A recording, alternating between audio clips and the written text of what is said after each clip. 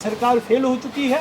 आज ठीक है इन्होंने कि सिर्फ इन्होंने विधायक खरीदने एमपी खरीदने के लिए इलेक्शन की बात लीजिए, चाहे वो रिक्रूटमेंट की बात हो, चाहे पेपर लीक की बात हो गई। 4-5 साल पहले आपने देखा हो जम्मू कश्मीर में जो सब, तो हम ये कहेंगे कि जो नीट के पेपर आए दिनों लीक हो रहे हैं, जैसे मैडम है 79 टाइम्स जो है। देखिए जो आज का प्रेस कॉन्फ्रेंस हुई है उसमें जो बच्चे के फ्यूचर के साथ जो खिलवाड़ हुआ है उसी के उपलक्ष्य पर देने वाला नहीं है।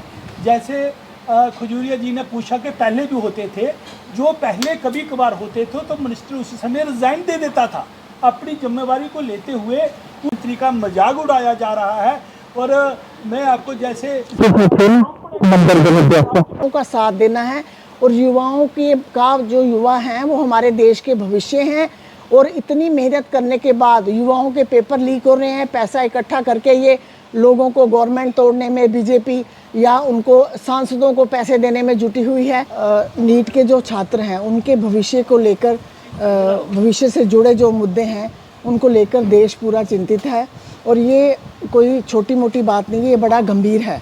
और बीजेपी के दौर में जो शिक्षा व्यवस्था है बहुत ज़्यादा दबाव दे रही है छात्रों को। नीट हो गया या जेडब्ल्यू हो गया या पेपर लीक, बढ़ती फीस और अनिश्चितता के कारण हमारे युवाओं का जो भरोसा है शिक्षा व्यवस्था पर टूट रहा है।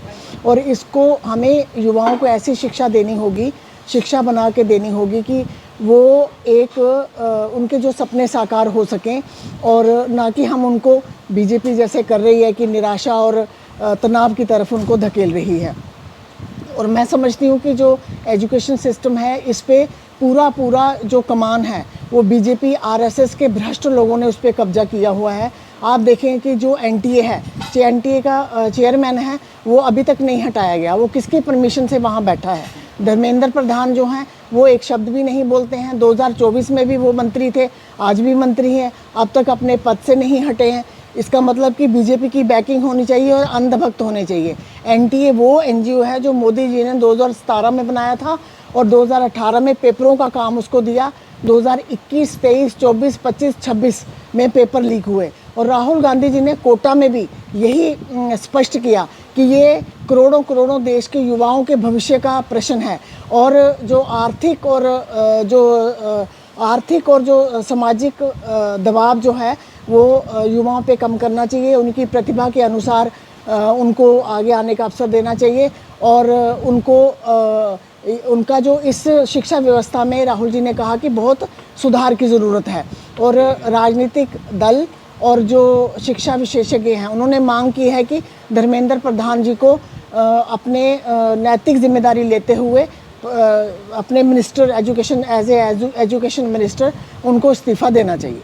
अब से जो भारतीय जनता पार्टी की सरकार बनी हुई है तो 79 टाइम्स जो है वो पेपर लीक हुए हैं, चाहे वो रिक्रूटमेंट का हो, चाहे वो नीट का हो, चाहे दूसरे जो हमारे बच्चों के एग्ज़ाम होते हैं वो पेपर लीक हो जाते हैं।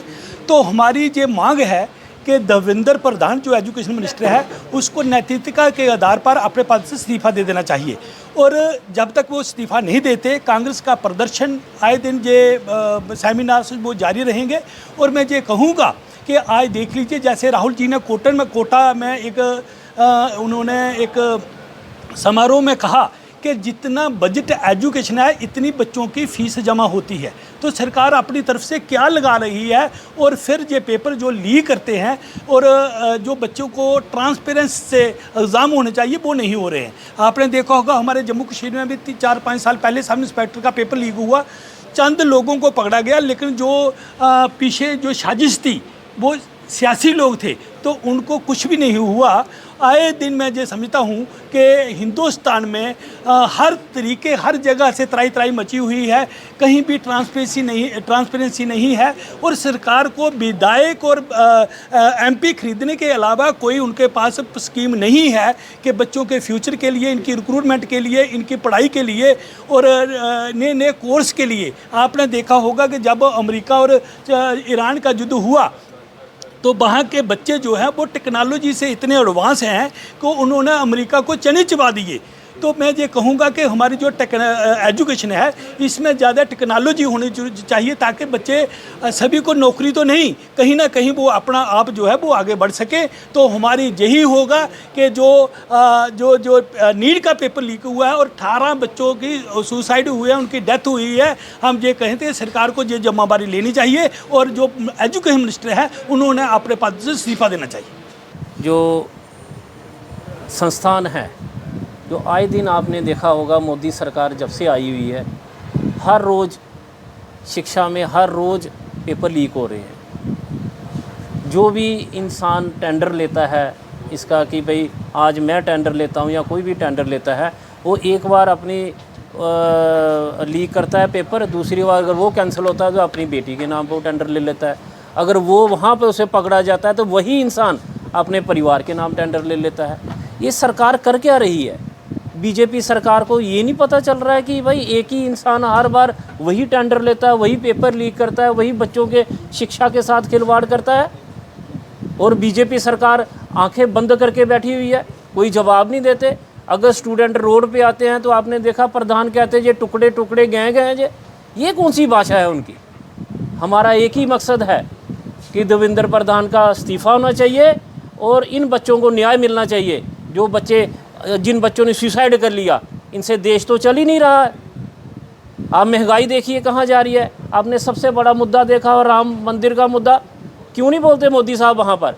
क्यों देवेंद्र प्रधान नहीं बोलता? क्यों उनकी फाइनेंस मिनिस्टर नहीं बोलती? उनके नाक के नीचे चोरी हो रही है, हमारे पैसे की चोरी हो रही है, हमारी आस्था की चोरी हो रही है। कहाँ ये सरकार? सोई हुई सरकार है क्या? हम चाहते हैं इस सरकार जल्द से जल्द मोदी साहब इस्तीफ़ा दे, बर्खास्त हो ये सरकार और नई सरकार का चयन हो, यही में हमारी मांग है।